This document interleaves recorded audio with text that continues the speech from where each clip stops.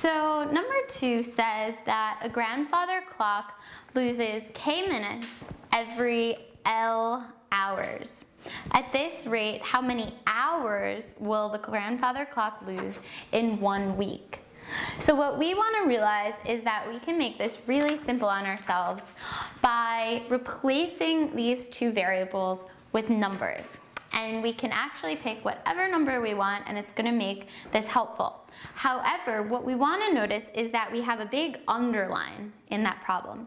And whenever something is underlined, capitalized, or bold in an SAT question, they're trying to hint to you that you are going to make a careless mistake unless you pay close attention to that.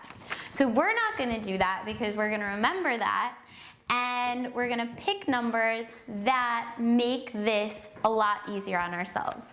So since they're asking for this in hours and they're asking for this in weeks, what we're going to do is we're going to say that this grandfather clock loses 60 minutes every 24 hours.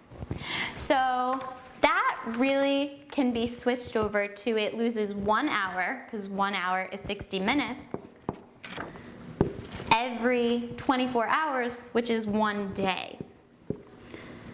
And now the question wants to know how many hours can this lose in 1 week. So we can actually switch this over and get this to be 7 days. So now this question is super simple for us. So if we multiply x times 1, we get x. 1 times 7 is 7. So this clock is going to lose 7 hours every 7 days. But unfortunately, if we look at the answer choices, we don't see 7 because the answer is only 7 because of the nice numbers that we picked. What we do see are a lot of variables. So we have 7 times k times L. We have 7k divided by L. We have L divided by 7k. We have 14k divided by L. And we have 5L divided by 14k. So if we look at all these answer choices, all we're going to want to do is see which one of these equals 7, which is our answer, using the numbers that we picked for k and L. So if we go through this, this is going to be 7 times 60 times 24.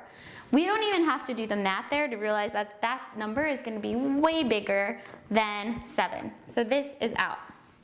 This is going to be 7 times 60, so that's 420 divided by 24. 420 divided by 24, definitely way too big to be 7, so that's out.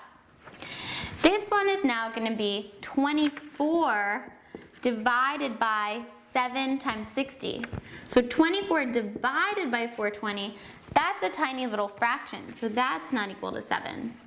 And now this guy over here is 14 times 60, so that's going to be, if we do a little handy calculation, we get 840.